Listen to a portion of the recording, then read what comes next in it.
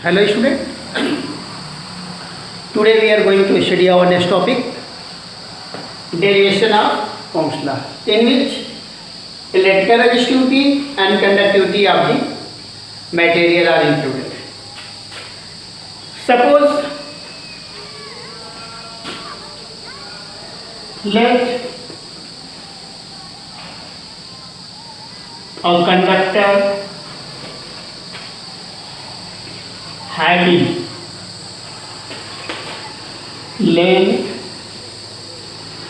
L and cross section area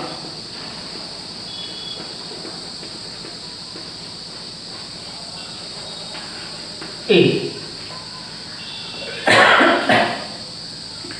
and the cross section area A and if conductor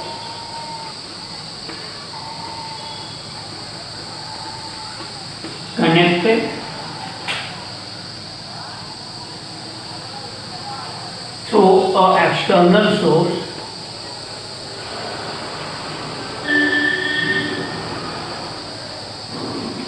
then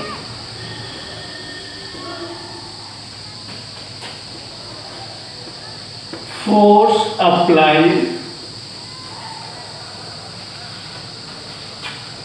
on the electron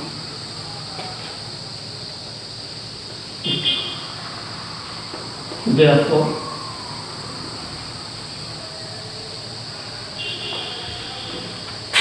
electron having mass m. Therefore,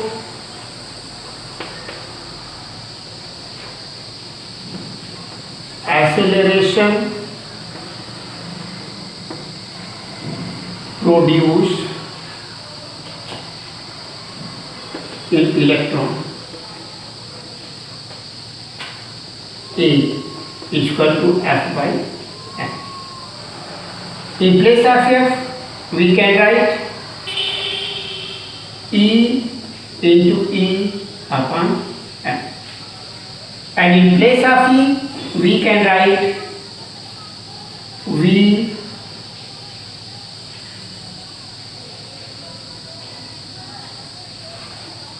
upon R. In place of E, we can write V upon R. तो isolation को ये किया, equation number first mention कर दिया। फिर इसके बाद हम ये जानते हैं कि drift velocity, we know that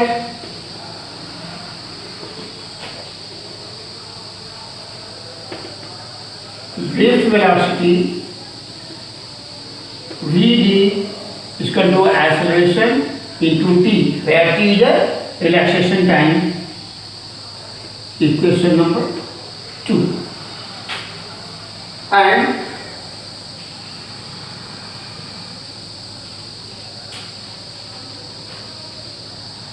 drift velocity Vd is also equal to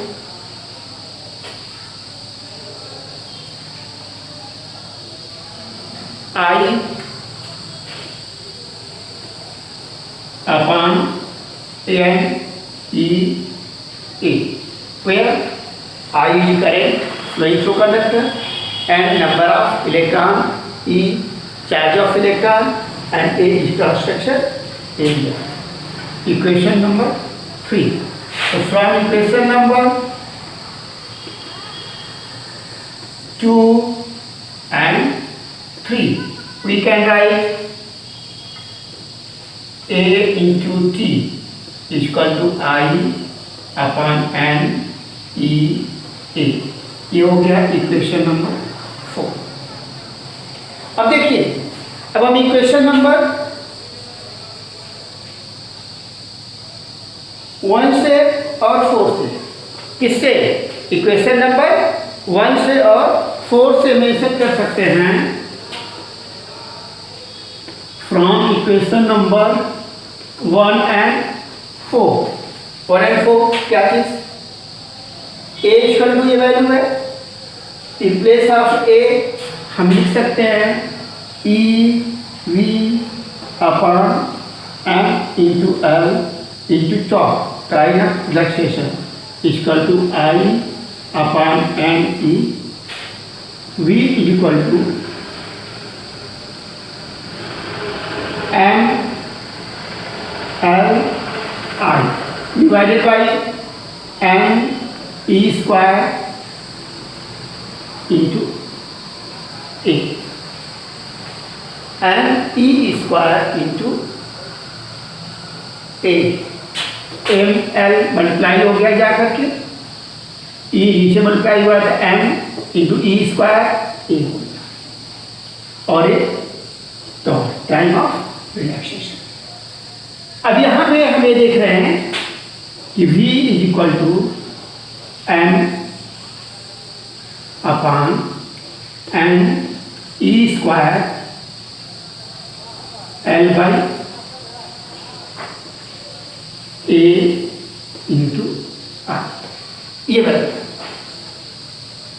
अब अगर यहां पे हम ये मेंशन करते हैं ओम्स लॉ के according, we know that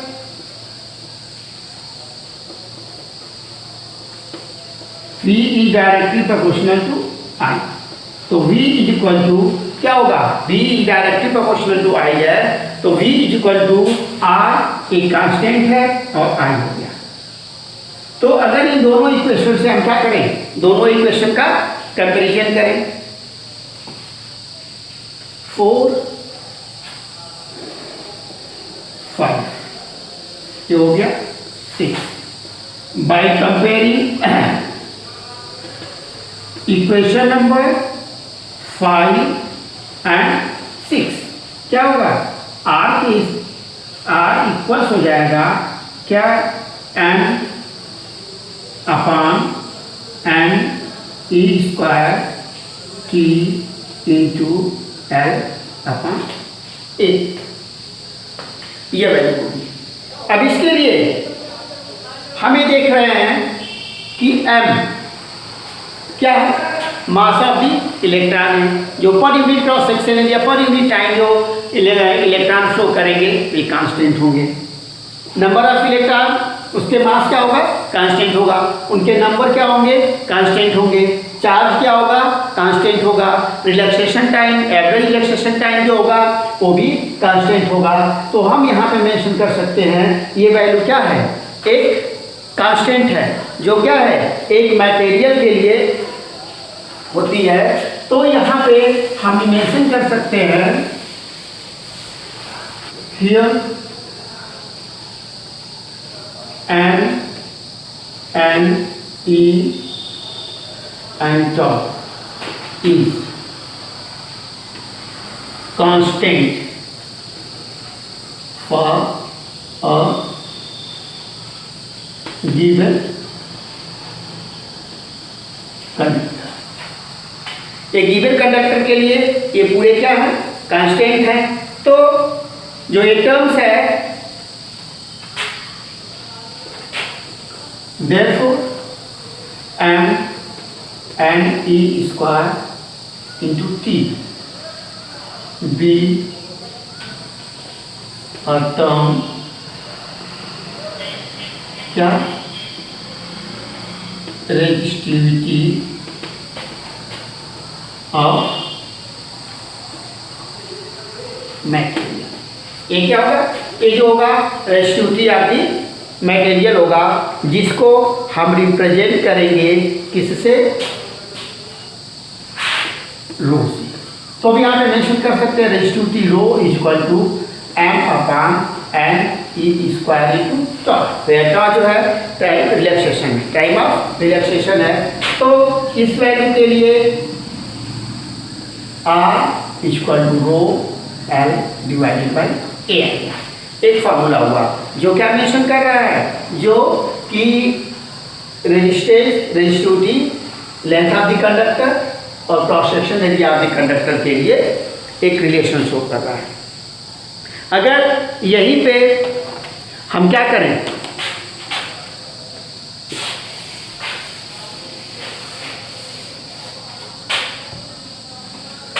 if L is equal to 1 meter and A is equal to 1 meter square, then resistance of the conductor is equal to the resistivity of the conductor। उसके लिए क्या होगा, equal होगा। From equation ये हो गया।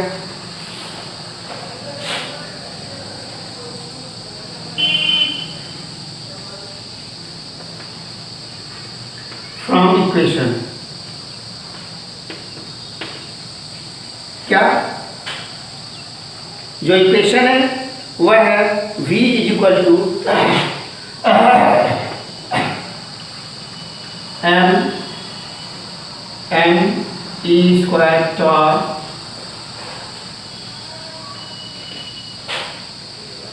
L divided by A into ये relation है।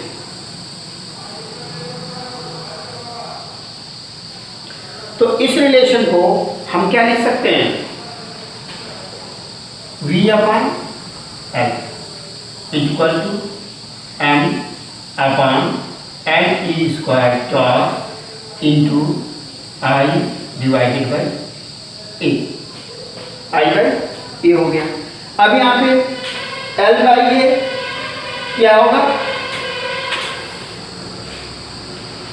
L बाई A के स्थान पे मेंशन कर सकते हैं क्या, E इलेक्ट्रिक फील्ड, इसके जगह मेंशन कर सकते हैं रेजिस्टिविटी। I बाई A जो है ये क्या है, करंट डेंसिटी है। ये क्या है, करंट डेंसिटी है। Where E is equal to V upon L, rho is equal to M N E square tau and J is equal to I upon A। ये वैल्यू, दैट मीन्स यहाँ पे एक relation हम show कर सकते हैं क्या, resistivity rho equal to E upon J। That means resistivity, एक स्टेटमेंट हमारा तैयार हुआ क्या कि resistivity of the material, resistivity of the material of the conductor is the ratio of the electric field produce at a point in the conductor is to current density at that point. ठीक है, ratio हो गया electric field का और current density का, कहाँ पे, एक पर्टिकुलर पॉइंट पे कंडक्टर के जो उसकी क्या होगी, इलेक्ट्रिक फील्ड वहाँ प्रोड्यूस होगी, उससे इसका करंट, उस पॉइंट पे जो करंट डेंसिटी होगी पर यूनिट एरिया जो करंट फ्लो होगी, करंट डेंसिटी के रेशियो के क्या होगा, इक्वल होगा। अब इसके बाद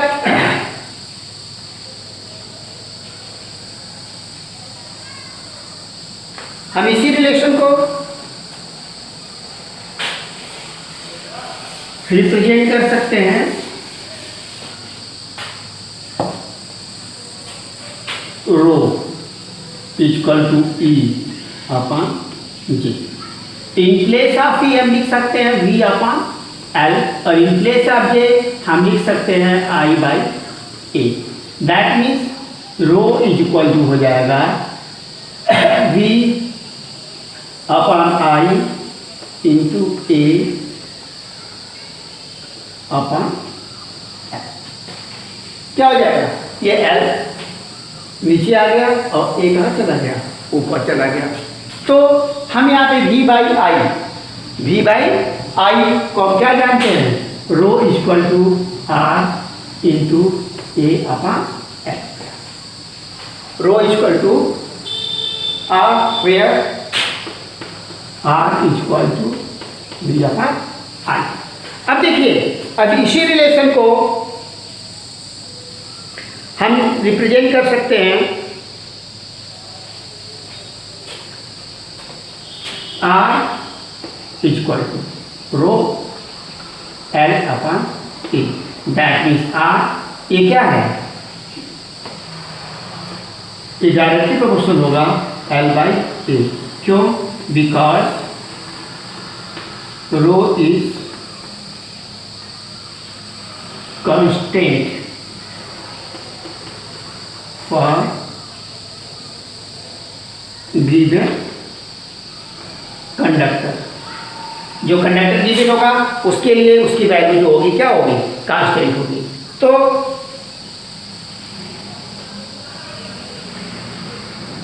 ये एक रिलेशन आ जाए रेजिस्टेंस के रेजिस्टिविटी के लिए है और ये किसके लिए है, रेजिस्टेंस के लिए। अब इससे यहाँ पे दो फैक्टर हो गए रेजिस्टेंस के लिए।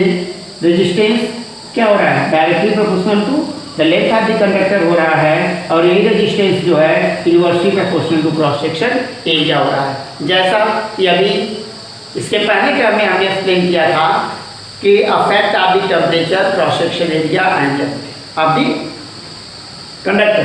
तो यहाँ पे जब लेंथ ऑफ द कंडक्टर ज़्यादा होगी, दैट मीन्स वायर कंडक्टर ज़्यादा लंबा होगा तो उसका रेजिस्टेंस क्या होगा, ज़्यादा होगा। उसी क्रॉस सेक्शन एरिया ज़्यादा होगी, दैट मीन्स वायर मोटा होगा तो उसका रेजिस्टेंस कम होगा, क्योंकि उसके ऊपर इनवर्सली प्रोपोर्शनल है। फिर अब इसके बाद dimension of the electrical resistivity. Dimension of electrical resistivity.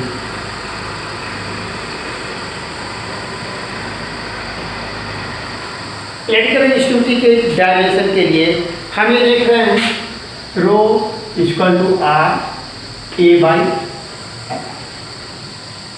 तो dimension of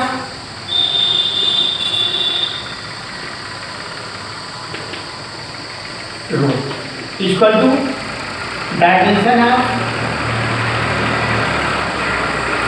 R into dimension of A divided by dimension of F. Dimension of resistance क्या है, M L to the power 2 M L to the power 2 T to the power -3 and A to the power -a के लिए ना, और ये dimension हो जाएगी M L से कैंसिल हो जाएगा, L to the power 3 T to the power -3 and A to the power -1। ये जो हुआ dimension of the rho resistivity हुआ। अब इसके बाद स्पेसिफिक कंडक्टिविटी। इसके बाद क्या है, specific conductivity.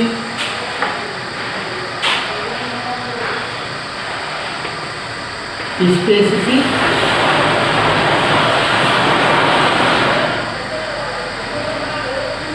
Conductivity. Specific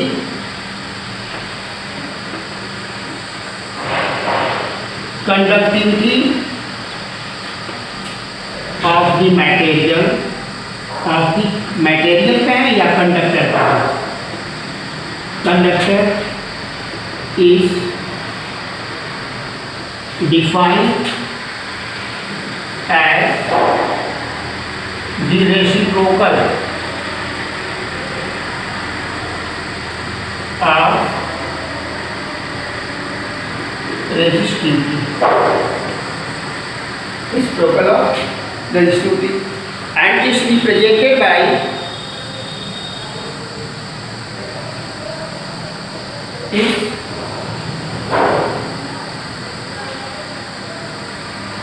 represented by symbol rho. That means K2 rho is conductivity 1 by rho, ये है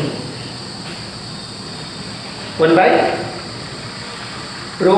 अब इसके लिए अगर हम प्लेस करते हैं फार्मूले को,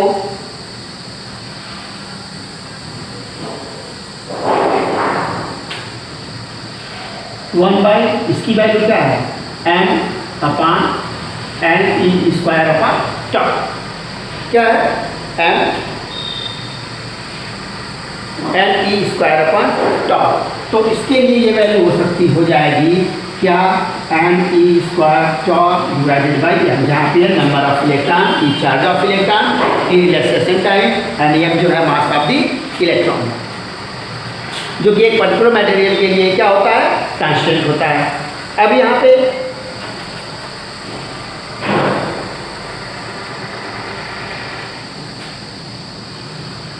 डायमेंशन जो होगी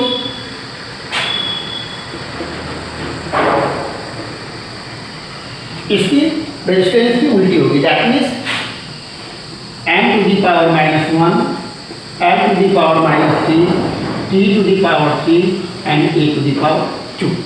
ये होगी dimension of the resistivity. Resistivity of the material is the ratio of the electric field produced at a point into current density at that point। यह है, इसको हम करें तो 1 बाई रो इक्वल टू कर सकते हैं हम J डिवाइडेड बाई E। ये वैल्यू क्या है, ये रेजिस्टिविटी कंडक्टिविटी हो गई, conductivity equal to J upon E या J equal to rho into E। अगर इसी को वेक्टर फॉर्म में रिप्रेजेंट करना चाहें तो क्या हो जाएगा, ये वेक्टर क्वांटिटी है रो ये। इसके बाद हम यहाँ पे भी कह सकते हैं कि ये जो है डायरेक्टली प्रोपोर्शनल है इसके E के। करंट डेंसिटी जो होगी डायरेक्टली प्रोपोर्शनल होगी किसके, electric field produce eight that point. अब इसके बाद एक लास्ट टॉपिक है Ohm's law in vector form. Ohm's law in vector form. Ohm's law in vector form, इसके लिए जो रिलेशन अभी हम लोगों ने पढ़ा है, we know that what V is equal to m upon n E square t l divided by a into i। इस चीज को भी पढ़ा, तो यहाँ पे इसको मेंशन कर सकते हैं V upon l is equal to m n E square tau I by A. क्या हो गया, आई बाई ए हो गया। अब यहाँ पे इसको हम मेंशन कर सकते हैं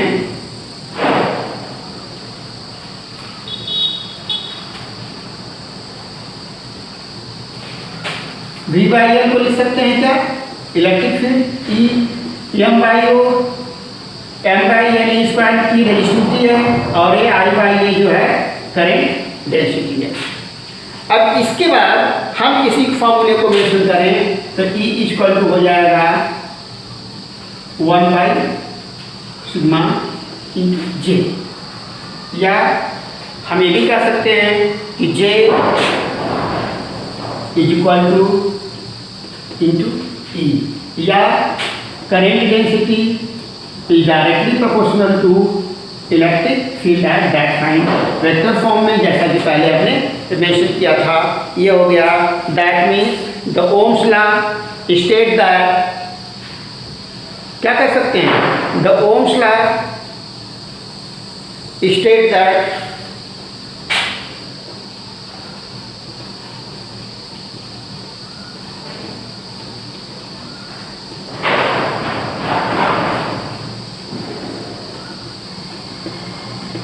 Ohm's law states that the ratio of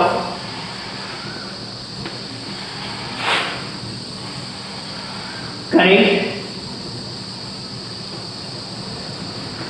density at a point of conductor is to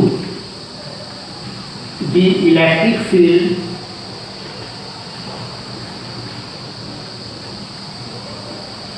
produced at that point। ये हो गया। दैट मीन्स ये भी कह सकते हैं कि I बाई जे का J अपान E का रेशियो जो है वह क्या है, कांस्टेंट है। ये ओम्स लॉ के अकॉर्डिंग हुआ। आज के लिए इतना ही।